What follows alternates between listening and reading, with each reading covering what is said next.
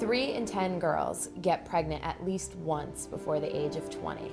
That means 750,000 teen girls will become pregnant each year. The United States has the highest rate of teen pregnancy and births among comparable countries. Parenthood is the leading reason why teen girls drop out of high school. Less than half of them will get their high school diploma, and fewer than 2% will get their college degree before the age of 30.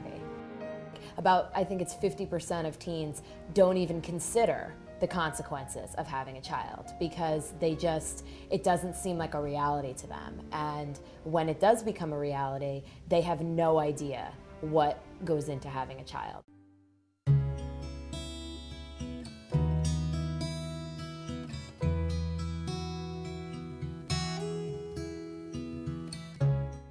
One Life to Live is a great example of a TV show that is telling the teen pregnancy story in the right way, because they're telling it through Star Manning, a 16-year-old girl who gets pregnant by her boyfriend Cole.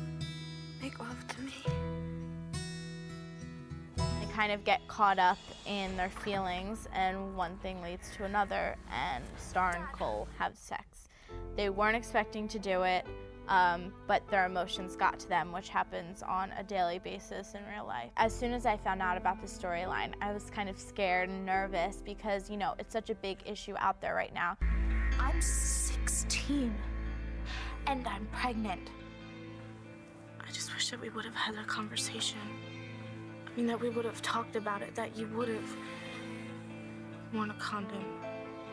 A lot of people think that the first time that you have sex, even without protection, that you can't get pregnant, and that's not true at all, and Star's case just proves that. It's being told in a very realistic way. She's going back to high school, she's dealing with kids making fun of her because she's a teen mom, she's dealing with the principal wanting to kick her out of school because they think it's a bad example to set for the other students. I'm seriously thinking about all of my options. I don't know if I'm ready to be a mother. My name is Star Manning, and I have an appointment. I'm here to have an abortion.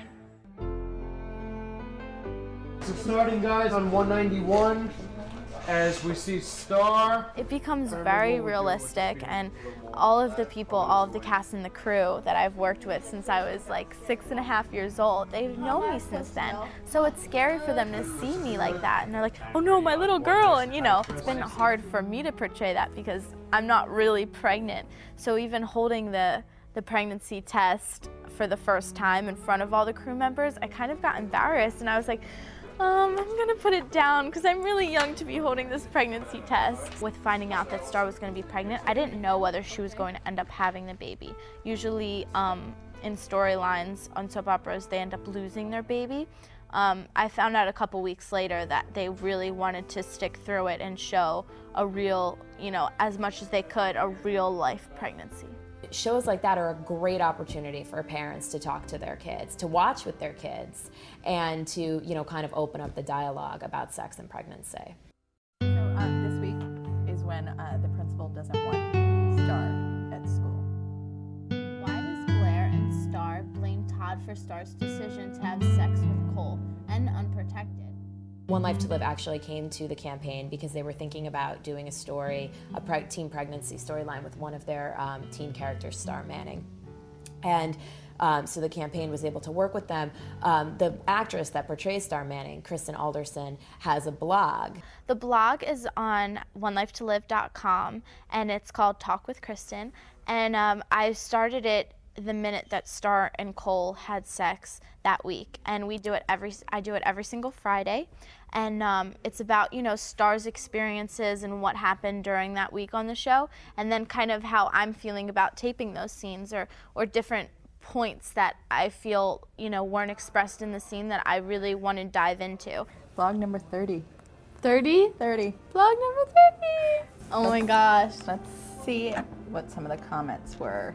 Okay, so we'll do part of the blog on the comments. And then I think the rest of it, we should talk about what Star goes through this week, what she's at school and her principal doesn't. The response to the blogs have been amazing. This one girl wrote to me. She was 18 and she had already had 2 children, and she said, if your storyline had taken place 2 years ago, my life would have been completely different. I think the most healthy thing to do in a situation is to talk things out. I feel like so happy at the end of the day if I'm aggravated or anything, and I can just go to my mom and tell her everything, and then I feel settled and I feel all right. And I think that if, you know, more teenagers and parents did that, then I think that that would even help out with teen pregnancy.